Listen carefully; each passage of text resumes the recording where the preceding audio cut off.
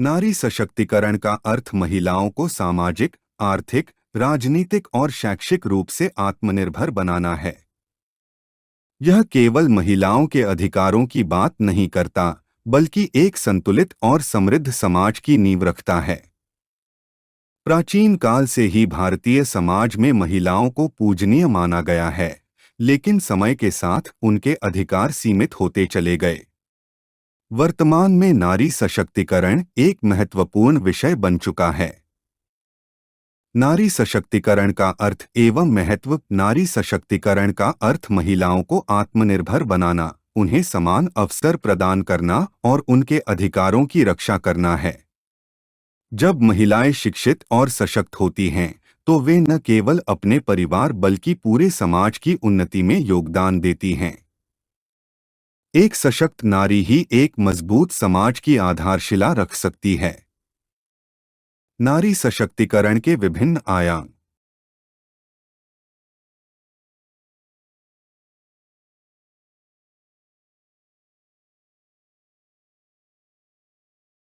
शिक्षा किसी भी व्यक्ति के विकास की आधारशिला होती है।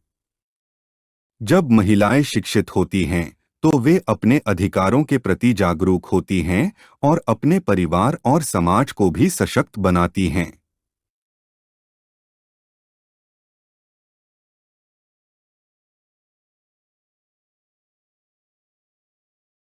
आर्थिक स्वतंत्रता।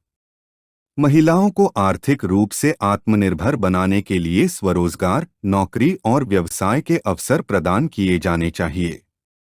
सरकार द्वारा विभिन्न योजनाएं जैसे मुद्रा योजना, महिला उद्यमिता योजना आदि लागू की गई हैं। सामाजिक स्वतंत्रता। महिलाओं को सामाजिक रूढ़ियों और भेदभाव से मुक्त कर एक समान अवसर दिया जाना चाहिए। उन्हें अपनी पसंद के अनुसार जीवन जीने की स्वतंत्रता होनी चाहिए।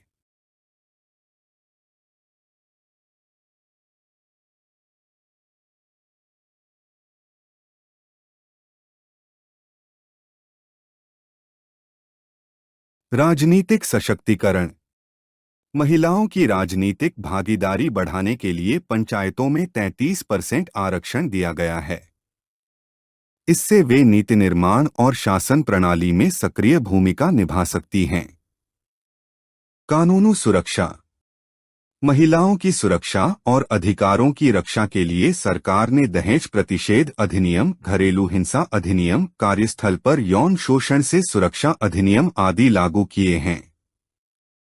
नारी सशक्तिकरण की चुनौतियां।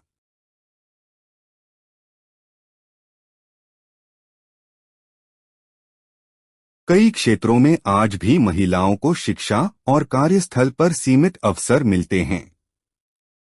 हालांकि सरकारों और विभिन्न संगठनों द्वारा महिलाओं को सशक्त बनाने के लिए कई कदम उठाए जा रहे हैं, जैसे कि बेटी बचाओ, बेटी पढ़ाओ, महिलाओं के लिए आरक्षित नौकरियां और कार्यस्थलों पर लैंगिक समानता को बढ़ावा देने वाली नीतियां। फिर भी जागरूकता और मानसिकता में बदलाव लाना जरूरी है, ताकि महिलाएं स्वतंत्र रूप से शिक्षा और रोजगार के बेहतर अवसर प्राप्त कर सकें। महिलाओं के प्रति घरेलू हिंसा और भेदभाव एक बड़ी चुनौती है। समाधान और रोकथाम। कड़े कानून और उनका प्रभावी क्रियान्वयन। घरेलू हिंसा अधिनियम 2005 जैसे कानूनों का सख्ती से पालन होना चाहिए। शिक्षा और जागरूकता। महिलाओं और समाज को उनके अधिकारों के बारे में शिक्षित करना जरूरी है। महिला हेल्पलाइन और सहायता केंद्र। 1091 महिला हेल्पलाइन जैसी सेवाएं प्रभावित महिलाओं की मदद कर सकती हैं। आर्थिक स्वतंत्रता। महिलाओं को स्वरोजगार, शिक्षा और वित्तीय स्वतंत्रता के अवसर मिले तो वे घरेलू हिंसा से बच सकती हैं। सामाजिक सोच में बदलाव। लैंगिक समता और महिलाओं के सम्मान को बढ़ावा देना होगा। घरेलू हिंसा सिर्फ एक निजी समस्या नहीं, बल्कि सामाजिक समस्या है, जिसे मिलकर सुलझाना जरूरी है। आपकी राय में इस समस्या का समाधान कैसे हो सकता है?